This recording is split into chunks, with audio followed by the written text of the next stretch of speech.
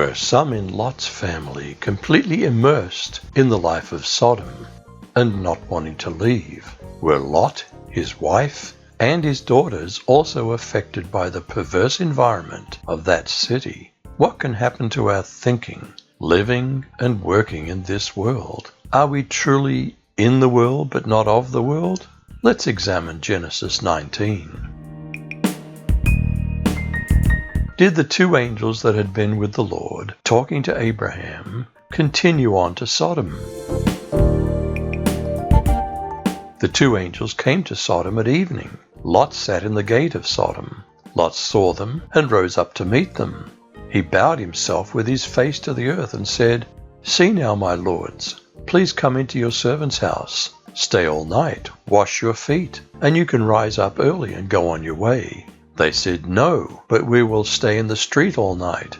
He urged them greatly, and they came in with him and entered into his house. He made them a feast and baked unleavened bread, and they ate. Was homosexual gang rape attempted by just a few in Sodom, or everyone?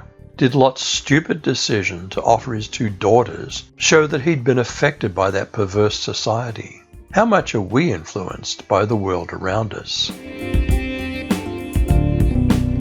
Before they went to bed, the men of the city of Sodom, everyone from the youngest to the oldest, surrounded the house and called to Lot, "Where are the men who arrived tonight? Bring them out to us, so that we may have sex with them." Lot went out toward the entrance, closed the door behind him, and said, "My brothers, don't do such an evil thing. I've got two daughters who are virgins. Let me bring them out to you, and you may do to them whatever you wish. But don't do anything to these men, because they're now under the protection of my roof." Did the crowd threaten Lot? What did the angels do? "Don't get in our way," the crowd answered. "You're a foreigner. What right do you have to order us around? We'll do worse things to you than we're going to do to them." The crowd kept arguing with Lot. Finally, they rushed towards the door to break it down, but the two angels in the house reached out and pulled Lot safely inside.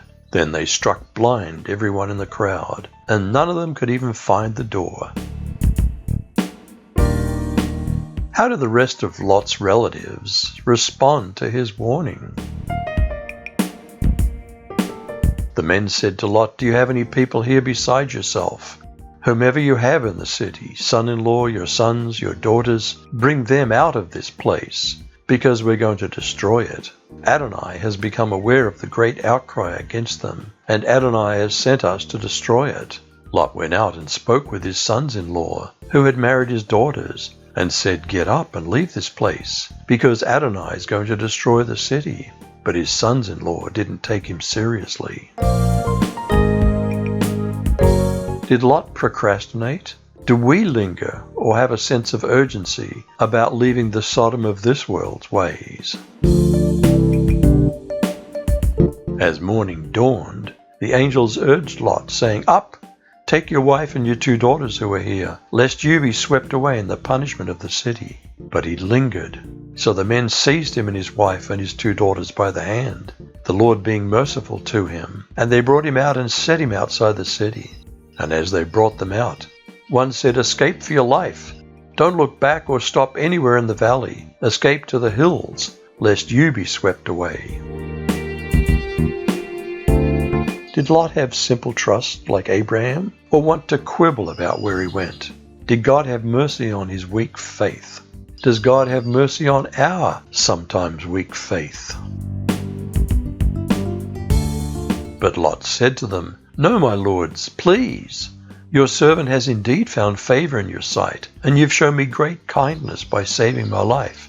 But I can't run to the mountains. The disaster will overtake me and I'll die. Look, this town's close enough for me to run to. It's a small place. Please let me go there. It's only a small place, isn't it? So that I can survive." And he said to him, "All right, I'll grant your request about this matter too, and will not demolish the town you mentioned. Hurry up, run there, for I cannot do anything until you get there." Therefore the name of the city is Zoar.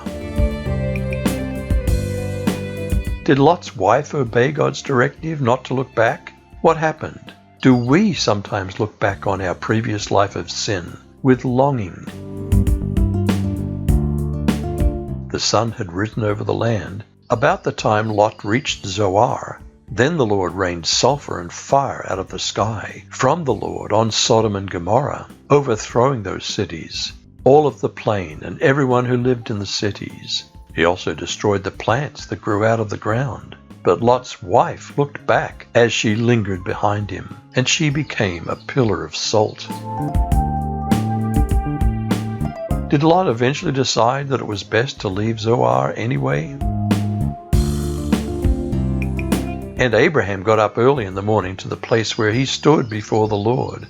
And he looked towards Sodom and Gomorrah, and toward all the land of the plain, and beheld, and lo, the smoke of the country went up as the smoke of a furnace. And it came to pass, when God destroyed the cities of the plain, that God remembered Abraham, and sent Lot out of the midst of the overthrow, when he overthrew the cities in which Lot dwelt. And Lot went up out of Zoar, and dwelt in the mountain, and his 2 daughters with him. For he feared to dwell in Zoar, and he dwelt in a cave, he and his 2 daughters.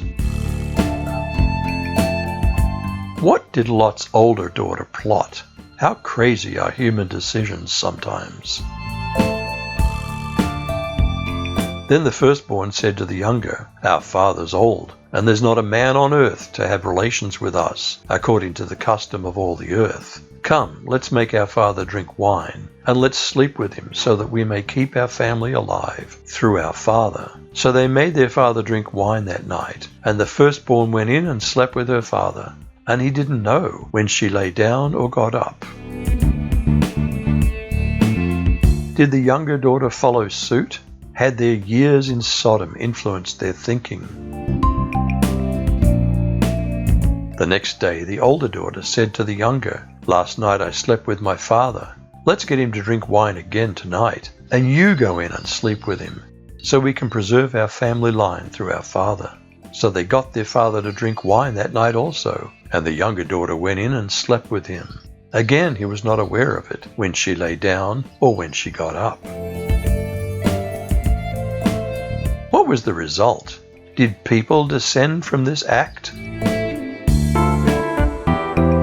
Thus both the daughters of Lot were with child by their father. The firstborn bore a son and called his name Moab. He's the father of the Moabites to this day. And the younger, she also bore a son and called his name Ben-Ammi. He's the father of the people of Ammon to this day. Were some in Lot's family completely immersed in the life of Sodom and not wanting to leave? Were Lot, his wife, and his daughters also affected by the perverse environment of that city? What can happen to our thinking, living and working in this world? Are we truly in the world but not of the world? You decide.